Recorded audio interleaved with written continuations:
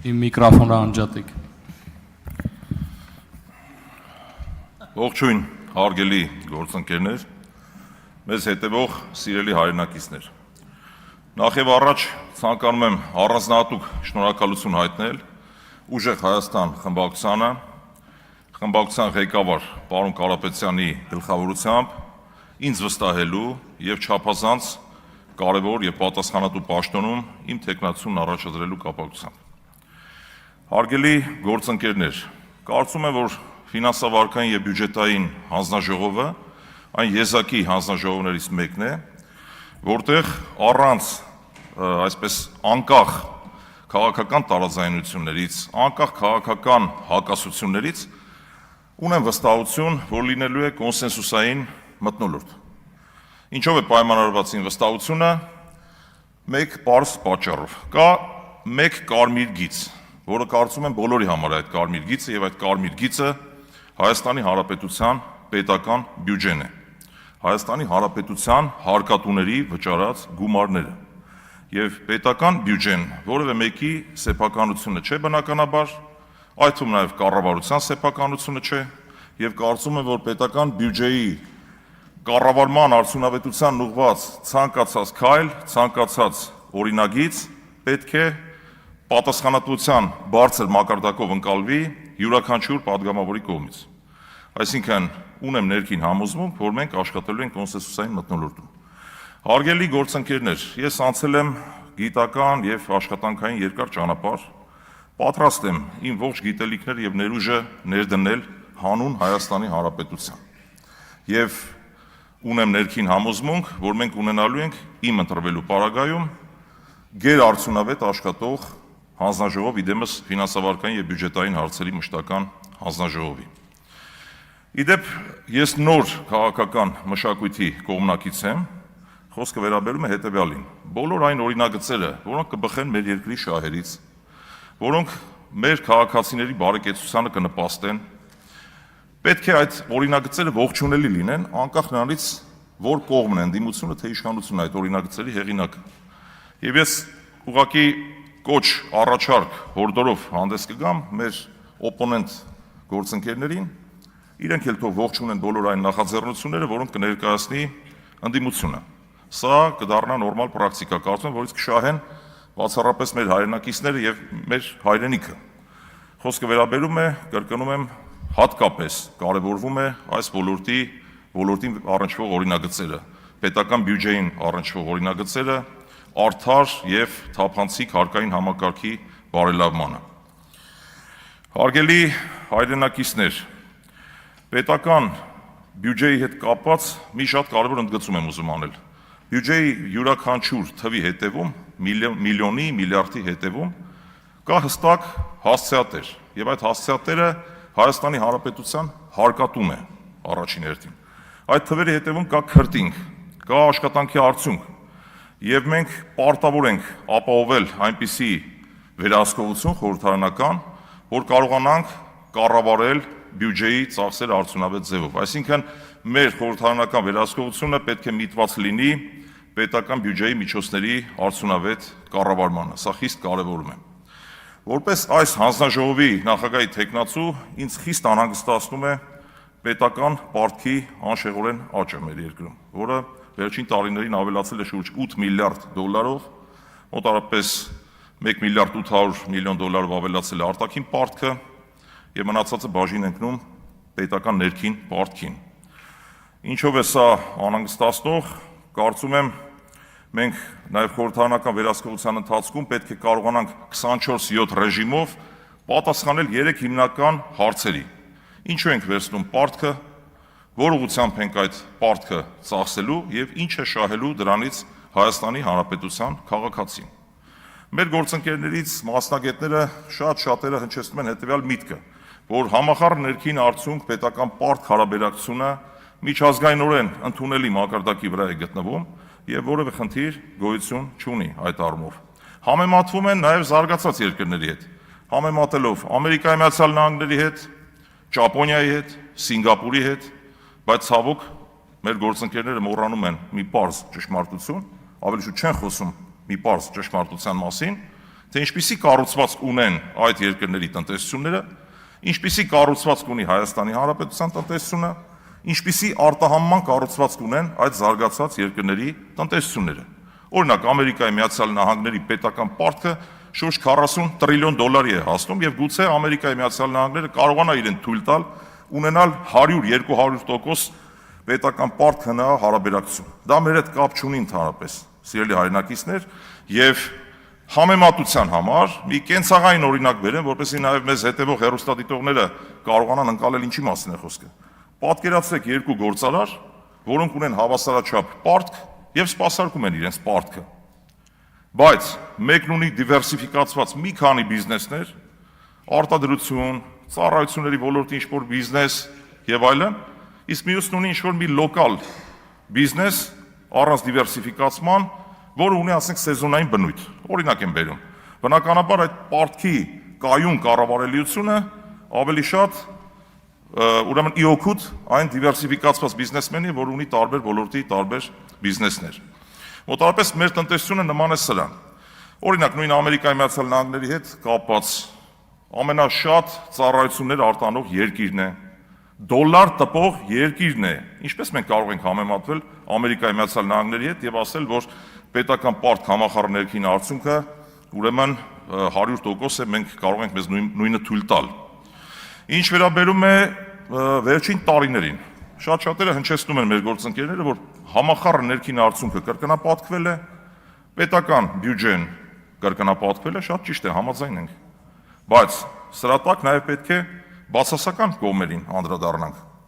Որքան է թանկացել պետական պարտքի սպասարկումը։ Վերջին տարիներին միայն տոկոսների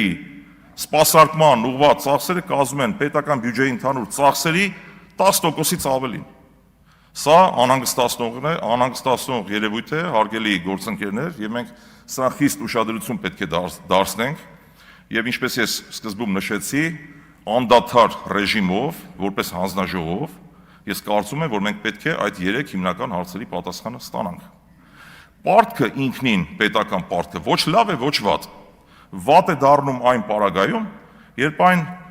չի ուղղվում այնպիսի, այսինքն պետական պարտքի հաշվին կատարվող ծախսերը չեն ուղղվում այնպիսի կապիտալ ծախսերի, որը կապովի տնտեսական աճ բավարար չափով։ Եվ սա որպես հիմնական խնդիր, խնդրում եմ չանտեսել, սա շատ կարևոր է եւ իմ գործունեության ընթացքում, եթե ես ընտրվեմ, սա լինելու է մեր խիստ վերահսկողության ներքո։ Հարգելի հայրենակիցներ, հաջորդ կարևորագույն սկզբունքը, որը կառանձնացնեի, քանի որ նաև այս հանձնաժողովի տիրույթում են գտնվում այդ համապատասխան բանկային օրենսդրության մասին է խոսքը, ուրեմն տեսեք ինչ շղթա ունենք տարօրինակ։ Մենք ունենք պետական պարտքի մի մաս, որը արտահայտվում է պետական պարտատոմսերի միջոցով։ Առևտրային բանկերը կարծում են բավարար չափով չեն նպաստում տնտեսական աճին։ Եվ այդ փակ շղթան հետևյալ իմաստով նկատի ունեմ, իրենք իրենց ներգրաված միջոցները ներդնում են հիմնականում պետական պարտատոմսերում եւ ստանում ոչ ռիսկային եկամուտ։ Եվ բնականաբար շահագրգռվածություն չունեն միջոցները այլ ուղղությամբ ուղղելու։ Եվ օրինակ կարող եմ բերել, երբ ես ուսանող էի 1999 թվականին, երբ Վազգեն Սարգսյանը վարչապետ էր, իմ ուսանող տարիներին շատ լավ հիշում եմ, որ պետական ներքին պարտքը, պետական պարտատոմսերի տոկոսադրույքը եկամտաբերության հասնում էր շուրջ 70%-ի։ Եվ բանկերը շահույթ էին ստանում պետության հաշվին, այսինքն ստացվում էր պետությունը ֆինանսավորում է առևտրային բանկերին։ Եվ ուղիղ վարչարական միջոցներով Վազգեն Սարգսյանին հաջողվեց այդ խնդիրը կարգավորել։ Կարծում եմ սա ուղղակի խնդիր է, որին պետք է մենք անպայման ուշադրություն դարձնենք։ Հարգելի հայրենակիցներ, հաջորդ կարևորագույն սկզբունքները հետևյալն են։ Մենք պետք է այնպես անենք, որ ունենանք արդար եւ կանխատեսելի հարկային համակարգ առաջին հերթին։ Ինչի նկատի ունեմ, վերջին տարիներին տեսեք, անդադար փոփոխվում են հարկային օրենսդրության հետ կապված տարբեր դրույթներ։ Եվ սա չի ապահովում գործարարների գործունեության կանխատեսելիություն։ Կան առանձին մասնավոր դեպքեր, հիմա չեմ ուզում ձեզ ծանրաբեռնել, երբ մարդը պլանավորում է բիզնես գործունեություն եւ հանկարծ իր գործունեության որոշակի этаպում փոխվում է ինչ-որ մի բան, ինչ-որ մի դրույթ, որը խաթարում է իր բնականոն գործունեությունը։ Ես ուղղակի հիմա հարցեր կհնչեցնեմ, դրանց լուծումները հետո կքննարկենք, եթե ես ընտրվեմ։ Հաջորդ կարևորագույն խնդիրներից մեկը օրինակ կառանձնացնեի դիվիդենդների, շահաբաժինների հարկումը, շահութահարկի հետ կապված այդ կանխավճարների մեխանիզմը կարելի է վերանայել, ինչու՞ չէ, դա մասնագիտական քննարկման թեմա է։ Ինչ վերաբերում է մաքսային վարչարությանը, մաքսային վարչարության տեսանկյունից մի քիչ խնդիրներն այլ են։ Եթե հարկային ոլորտում քաղաքականությանն են վերաբերում խնդիրները, մաքսային ոլորտում ավելի շատ վարչարական խնդիրներ կան։ Եվ այս վարչարական խնդիրները անուղղակի կերպով են վնասում տնտեսվարողներին, որը հետագայում անուղղակի կերպով վնասում է պետական բյուջեի մուտքերին։ Հիմա մանրամասների մեջ չեմ ցանկանում խորանալ, օրինակները բազմաթիվ են, եւ իդեպ 2018 թվականին Հայաստանի վարչապետը առաջի կարևորագույն խնդիրներից մեկը, որ առանձնացրել է, մաքսային համակարգում ընթացակարգերի արագության մասին է խոսել։ Հիմա մենք ունենք իրավիճակ եւ նաեւ միտք է հնչեցվել, ես չեմ ուզում ներողություն եմ խնդրում բառի համար, մեր ժողովուրդը չպետք է լինի տուգանքի մատերիալ, ցավոք սրտի մենք ունենք մի իրավիճակ, երբ դա այդպես է։ Մաքսային համակարգի մասին է խոսքը։ Իհարկե համակարգը կատարելագործվել է, ես նաև չեմ կարող թերագնահատել, իդեպ լավին լավ, վատին վատ սկզբունքով, երբ հարցերը հնչեն, ես ավելի մանրամասն կանդրադառնամ, այդ ու նաև ինձ ուղղված հարցերին։ Եվ նաև ցանկանում եմ առանձնացնել պետական սուբսիդիաները, փոխհատուցումները, այսպես ասեմ։ Վերջին 1 տարվա ընթացքում ուրեմն այն գործարարները, որոնք իրենց ապրանքները արտահանել են Եվրամիության երկրներ, պետական բյուջեի միջոցների հաշվին տրվել է փոխհատուցում, մաքսատուրքերի փոխհատուցում այդ տնտեսվարող սուբյեկտներին։ Կարծում եմ սա ինչ որտեղ ունի անարդար էլեմենտներ, որովհետև ստացվում է, որ հարկատուների մի մասի հաշվին ֆինանսավորվել են մեկ այլ մասը։ Ինչևէ, այստեղ խնդիրը պետք է գնահատենք հետևյալ կերպ, որքանով է դա նպաստել արտահանման կառուցվածքի փոփոխությանը։ Կարծում եմ առայժմ բավարար չափով չի նպաստել։ Եվ նաև քննարկման առարկա են պետական սուբսիդիաները, որոնք տրվում են բանկային տոկոսների կրճատմանը, բանկերի միջոցով գյուղատնտեսական վարկերի մասին է խոսքը, սա էլ է քննարկման առարկա եւ վերջապես ամփոփելով խոսքս ցանկանում եմ անդրադառնալ մի թեմայի, սիրելի ժողովուրդ, հարգելի գործընկերներ, վերջին տարիներին 2022 թվականից սկսած Հայաստանի տնտեսական աճը, տնտեսական ակտիվության ցուցանիշի աճը գերազանցապես պայմանավորված է եղել վերարտահանումների գործարքներով եւ ցավոք սրտի կառավարության ջանքերը այնքան էլ շոշափելի եւ նկատելի չեն եւ այս աճը կարելի է անվանել ինքնաբերաբար աճ։ Այո, մենք ունենք համախառն ներքին արդյունքի կրկնապատիկ աճ, բայց սրան զուգահեռ պետական պարտքն է ավելացել 8 միլիարդ դոլարով, ինչպես ես արդեն նշեցի,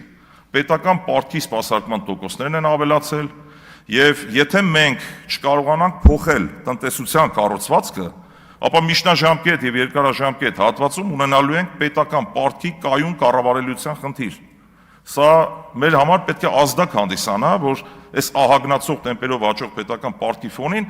ինչպես մենք էինք մեր նախընտրական ծրագրերի մեջ առաջարկում փոխել տնտեսության կառուցվածք եւ արդյունաբերականացնել, առանց դրա մենք չենք կարող ունենալ, կրկնում եմ, պետական պարտքի կայուն կառավարելիություն։ Սրանք այն հարցերի մի մասն են, որոնք ես առանձնացրել էի։ Իհարկե, եթե հետագայում ստացվի այնպես, որ ես ղեկավարեմ այդ հանձնաժողովը, ապա ավելի մանրամասն մասնագիտական քննարկումներ կունենանք։ Սա իմ տեսլականն է։ Այն կարևոր հարցերն են, որ ես առանձնացրեցի։ Շնորհակալություն։ Հարգելի գործընկերներ, այժմ կարող եք գրանցվել Հայկ Ֆարմանյանին հարցեր ուղղելու համար գրանցում։